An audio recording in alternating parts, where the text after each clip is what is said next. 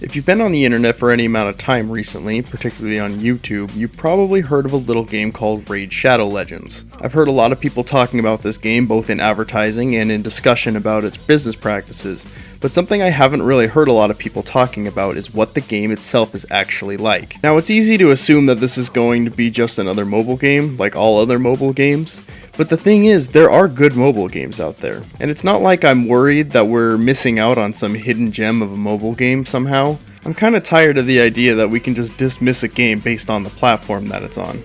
I think the reason mobile has gotten the way that it is because the gaming community as a whole tends to really disregard it as a platform, and so therefore the people who develop for mobile can get away with whatever they want since they're only developing for a casual crowd. I think if we give the mobile market the attention that it needs, we can start seeing some better games there that are more worth people's time. And since the days of the 3DS are basically over and the PS Vita died, we actually have a pretty big opportunity right now to start seeing some really good small games on mobile. So what better way to help the mobile market than to start giving it the attention that it needs and start expecting more from it, so that more people wanting to make real games can actually look at it as a viable platform. So I'm going to start right now by reviewing Raid Shadow Legends, a game that has made some pretty big claims about its console level quality. So let's dive in and see what this is all about.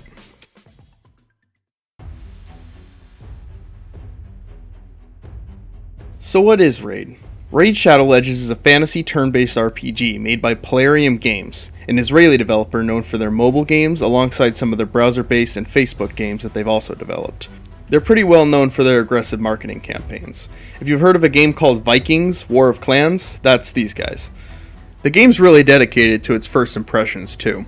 On top of all the claims made in the advertising, the game starts off with this long cutscene sequence, showing off a lot of really cool camera angles and animations, as well as some high quality models and full voice acting in some of the sequences. But none of this really carries over into the rest of the game itself. The rest of the game is played in this weird top-down angle, with the camera never getting as cool or dynamic as it did in this intro. And on top of that, the rest of the game doesn't even have any dialogue. The rest of the story is delivered to you through these moments of exposition at the beginning and end of each chapter. So these moments of the characters talking with one another is just extra fluff to make the game look cooler at the beginning. The gameplay itself is alright. Each level in the game consists of 3 waves of turn-based combat, with the boss at the end of each chapter during the final wave. You go into levels with teams of 4, sometimes 5 champions, each one having a set of abilities that they can use against enemies. On top of that, each champion and enemy in the game has a set type. The types work in a rock-paper-scissors-like format, kind of like Fire Emblem. Attacking an enemy that you have advantage over will deal bonus damage to that enemy. There also being a 4th type that has no advantage or disadvantage over other types. And this combat system seems well and good and all, but it gets kind of repetitive. Like for example, every chapter in the game and every side area in the game has one set of enemies and one arena that it repeats for every levels within that area. So the chapters end up lacking in visual variety. It could be argued that the whole game lacks mechanical variety, especially if you end up utilizing the game's auto mode. Using auto mode practically breaks the purpose of playing the whole game. With the push of this button right here, your entire team can now be controlled by the AI. You don't have to input anything at all in order for the stage to be completed. As long as your champions are strong enough, they can just wipe through an entire stage. Now you'd think this would only be viable if your champions were strong enough, or if you just wanted to use this as a grinding mechanic, but I had absolutely no problem playing through a majority of the game this way. I'd start up a level, pick some dudes, and then immediately start having the game play itself just by the push of a button. The only downside that this mode really has is the AI tends to blow all of its good moves early on the first wave, which is usually the easiest. So you have to wait for the cooldowns to come back for them to be able to use those moves again, which does sometimes reduce its chance of success. However, it is still pretty uncommon for them to fail because of that. So if you end up failing in a level, it's usually not because you didn't play well enough, but because your champions weren't strong enough at that time. So what do you do when you need stronger champions? Well, champions are obtained through gacha mechanics, in this case through these items called shards. You drop in a shard, you put in some currency, and out pops a champion, coming in one of 5 rarities from common to legendary. Common champions are basically useless, and as such only come with a single move. Meanwhile, things like legendary champions can have multiple moves on top of passive abilities and just having genuinely better stats. The game throws free champions at you all the time, but still, even then, the chances of getting an epic or higher champion are still pretty low, even though the shards come in certain rarities that will determine what you're able to get out of them. But of course, because it's never that easy, it's not just a matter of what champions you have, you also have to upgrade them over time. There are so many systems of just completely linear upgrades for these champions, it's insane, and it's very obvious that they're all built around making you grind. You can level up your champions to level 40. After they reach level 40, you can rank them up, which brings them back down to level 1, which you can then use to bring them back up to level 40 so you can rank them up again and start all over, their stats continuing to climb until they reach maximum rank. Then there's the Ascension system, which takes these gold stars that they have for their ranking and turns them into purple stars. Of course, you cannot ascend a champion past what its current rank is. Ascending champions is done by collecting these potions, which are only obtainable by doing dungeon runs in the side area. Each dungeon only gives a certain kind of potion, and each champion needs not only the type of potion equivalent to its type, but it also needs to have a potion at the exact level in that type in order to ascend, as well as these generic enchantment potions that you can get in another dungeon. Now, having multiple dungeons for multiple different types of potions seems like it would be convenient, as you can just go to the one that you need to whenever you need to grind for potions, but they specifically close and open certain dungeons depending on the day and the week. So what seems like a convenient feature is actually just another system to get you coming back and playing the game. On top of the Ascension system, there's also the Masteries. The Mastery system is basically just a bunch of skill trees, but in order to go into each of these Masteries, you need to have these special scroll items, which are also locked behind another exclusive dungeon. So while it does allow for some customizing of your champion as far as stats goes, it really just ends up being more grinding for the sake of more stat boosts. And if you think that's enough, we still haven't gone over how this game handles armor. Armor is obtained randomly at the end of each level in the game, each piece of armor having a stat that it focuses on as well as a rarity. The stats are used in set bonuses, and the rarity is of course to get you to keep grinding to get better and better armor. But if that wasn't enough for you, each piece of armor can also be upgraded individually, up to level 16. To upgrade each piece of armor, you spend some silver and the game attempts to upgrade that armor to the next level. Yes, you heard me right. I said the game attempts to upgrade it to the next level. Not only does this increase the amount of resources that you need to upgrade your armor, but it also makes the whole process incredibly annoying, not to mention time consuming. Each attempt to upgrade your armor plays the little sound of it trying to upgrade, waits for like a half second, and then shows you whether or not it was successful in upgrading your armor. You can tell the game to keep upgrading until you get to the level that you want, but nothing takes away the ear-grating sound effect of the game trying to upgrade your armor. So no, I wouldn't say I exactly had a super fun time with the armor system in this game. And I think it's pretty obvious what all this grinding is in the game for. Raid of course has a shop where you can use real money to purchase any number of things in the game. You can purchase shards, more currency, scrolls, potions, straight up just champions themselves, as well as sets of armor. If there's anything in the game that you just don't feel like grinding for, you can of course obtain it in this shop.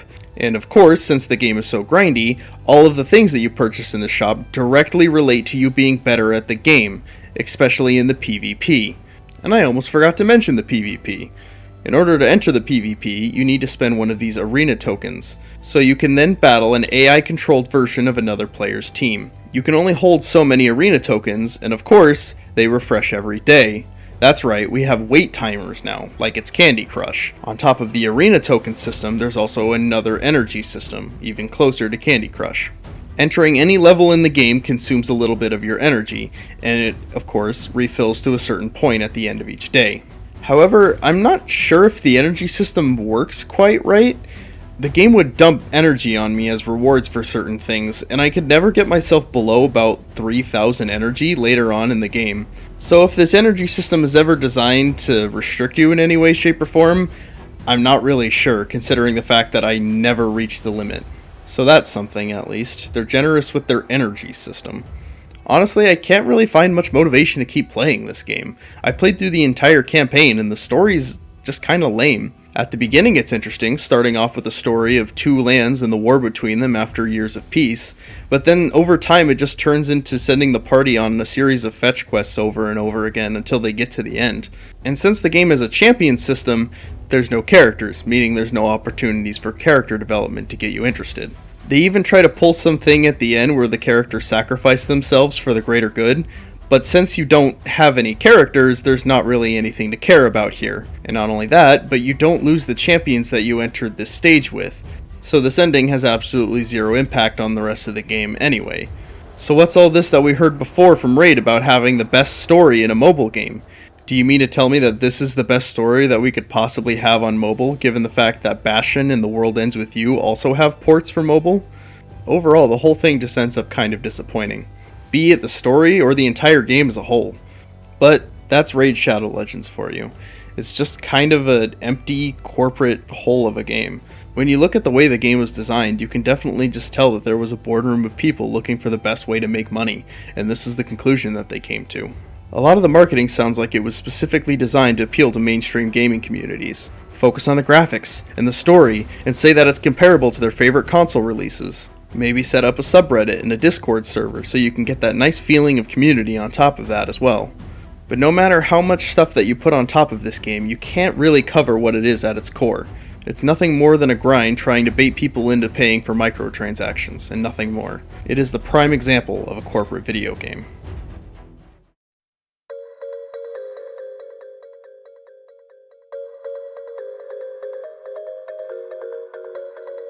I know it's pretty obvious that this game was going to be this way just because it's a mobile game and that's how all mobile games are, but something about just accepting mobile games as cheap cash grabs kinda bugs me. We've had handheld games for decades now. Why can't we ever expect that same kind of quality from the mobile games we have today? I feel like the failures in the mobile market before has caused a lot of people to turn their back on it. All of these mobile games are being designed for a casual audience that doesn't really care about deep or innovative game design, and so therefore games are being made for that market. But I want to see that change. We have the opportunity to have a mobile market that isn't entirely built around making money, but there's nobody there to demand that from it. That's why I wanted to review Raid, and that's why I want to continue reviewing mobile games, good and bad. I want to start treating mobile games like they're actual games, and they should be judged by the same standards of all games. I want to find good mobile games and get eyes on those games and start getting people behind those games so we can encourage better games in the mobile space. I mean, you all have phones, right? So why not push to have good content on there so that you can play it on the go? Because right now, the idea of paying for a game and getting a full experience from it isn't only rare, but it's actually discouraged in some cases. I have actually seen negative reviews for a game because they charged up front or have a free to start system that lets you try the game before purchasing the rest of the content with no extra microtransactions. Something that actually gets cheers nowadays from the mainstream gaming community, because it means there's going to be a real, full game in there with no strings attached. So let's not let games like Raid keep their ivory towers for much longer. Let's take back mobile games. Hey, thanks for watching the video. If you liked the video and you want to see more, the next video is probably going to be a few weeks, so make sure to subscribe and hit the little bell so you know when it comes out. If you have any feedback or ideas for future videos, I have a Twitter and a Discord that I check pretty often, so let me know there. Links in the description. I hope you enjoyed, and I'll see you in the next one.